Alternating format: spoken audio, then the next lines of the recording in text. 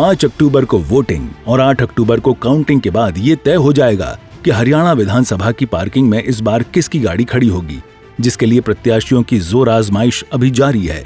चुनाव प्रचार का शोर थमने के बाद डोर टू डोर कैंपेन चलाए जा रहे हैं।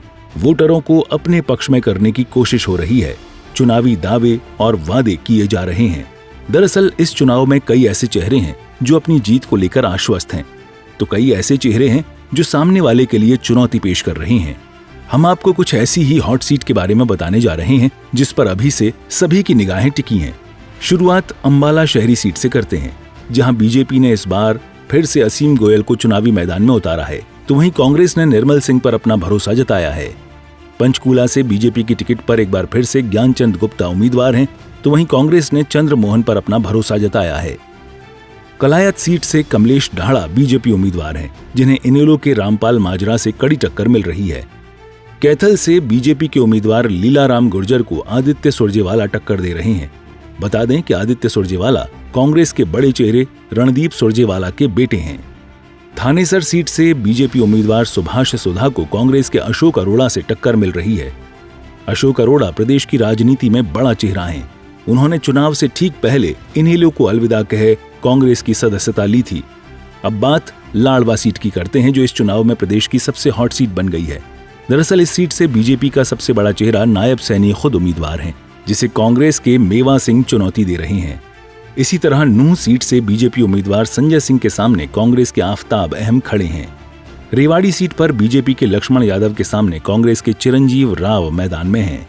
तेगांव से बीजेपी के राजेश नागर उम्मीदवार हैं, जिनके सामने कांग्रेस के रोहित नागर चुनावी मैदान में हैं।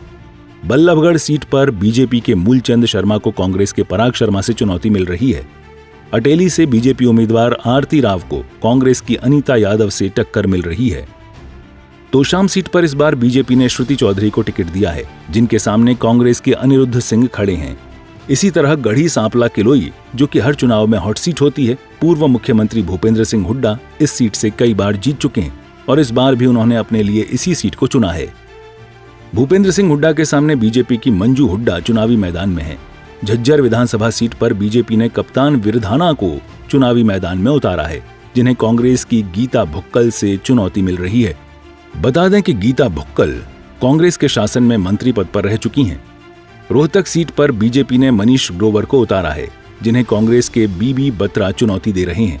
बता दें कि प्रदेश की राजनीति में दोनों बड़े चेहरे हैं। हालांकि रोहतक सीट को कांग्रेस का गढ़ जरूर माना जाता है।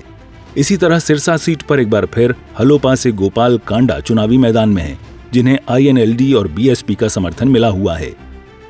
वहीं मंडी डबवाली सीट इस बार बेहद चर्चा में है। दरअसल इस सीट से इनेलो के दिग्विजय चौटाला मैदान में हैं, जिन्हें आईएनएलडी के आदित्य चौटाला चुनौती दे रहे हैं। फतेहाबाद सीट पर बीजेपी उम्मीदवार डूडाराम को आईएनएलडी के सुनैना चौटाला से टक्कर मिल रही है।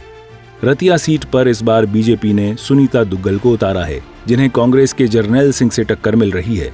इसी तरह रानिया सीट भी हॉट सीट कहला रही है। दरअसल इस सीट पर अभय चौटाला के बेटे अर्जुन सिंह चौटाला चुनावी मैदान में हैं। बता दें कि अर्जुन सिंह चौटाला पहली बार अपनी किस्मत आजमा रहे हैं। सोनीपत सीट से बीजेपी के निखिल मदान चुनावी मैदान में हैं, जिन्हें कांग्रेस के सुरेंद्र पंवार टक्कर दे रहे हैं।